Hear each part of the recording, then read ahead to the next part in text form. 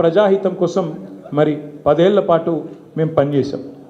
ఇవాళ బాధ అనిపిస్తున్నది, ఎంక్వైరీలతో కాదు, ఎంక్వైరీలకు భయపడేటోడు ఎవడు లేడు, బాధపడేటోడు ఎవడు లేడు. కానీ ఇవాళ ఇంత కష్టపడి మరి కేసీఆర్ గారి నాయకత్వంలో ప్రజలు సాధించుకున్న ఈ రాష్ట్రంలోని పరిపాలన పిచ్చోడి చేతిలో రాయిలాగా మారిపోయింది.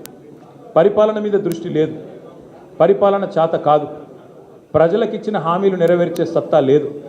అసమర్థుడి జీవనయాత్రలాగా ఈ 2 ఏళ్ళు ఏదో నెట్టుకుంటూ టైంపాస్ చేసుకుంటూ వచ్చినారు. ఒక్కొక్క రోజు ఒక్కొక్క డ్రామా. కొన్ని రోజులు కాళేశ్వరం పేరిట డ్రామా, కొన్ని రోజులు గొర్రెల స్కామ్ అని డ్రామా, కొన్ని రోజులు ఫార్ములా ఈ పేరిట డ్రామా, మరికొన్ని రోజులు ఫోన్ ట్యాపింగ్ అని చెప్పి డ్రామా.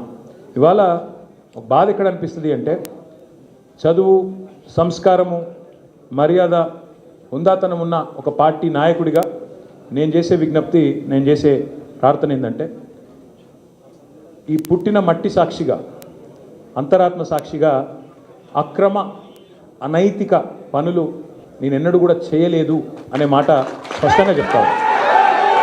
ఈ రెండేళ్లలో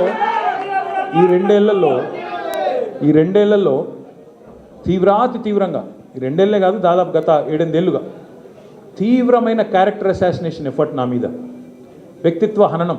అంటే ఒక కుక్కను చంపే ముందు పిచ్చి కుక్కను ముద్రేయాలని ప్రయత్నం చేస్తారు కదా, నేనేదో డ్రగ్స్ తీసుకుంటానని, నాకేదో హీరోయిన్లతో సంబంధాలు ఉన్నాయని, లేని దిక్కుమాలిన వార్తలు రాసి నన్ను క్షోభకు గురి చేయడమే కాకుండా నా కుటుంబ సభ్యుల్ని, నా పిల్లల్ని, నా వాళ్ళు అనుకునే వాళ్ళందరినీ విపరీతమైన క్షోభకు గురి చేశారు. అయినా కూడా ఎన్నడూ బాధపడలేదు, బయటకు వచ్చి వేరే వాళ్ళలాగా దొంగ ఏడుపులు ఏడవలేదు.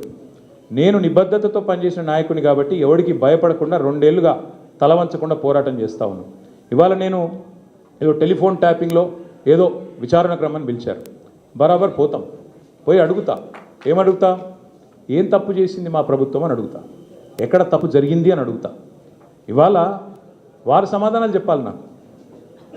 గత 2 ఏళ్ళుగా ఈ ఫోన్ ట్యాపింగ్ పేరిట ఒక డైలీ సీరియల్ మాదిరిగా, అంతులేని కథ మాదిరిగా లీకుల రూపంలో ఏదైతే మా వ్యక్తిత్వ హననం జరుగుతుందో దానికి బాధ్యులు ఎవరు అని అడుగుతా.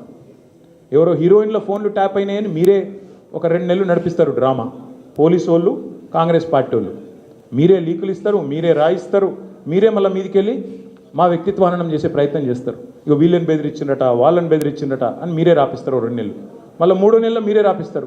ఏ హీరోయిన్ల ఫోన్ ట్యాప్ కాలేదు, ఎవరిది కాలేదు, అంతా బోగస్, ఇన్ని రోజులు మేము చెప్పిందంతా తూచ్ అని చెప్పి మళ్ళీ మీరే రాయిస్తారు. మరి నా పరువుకి, నా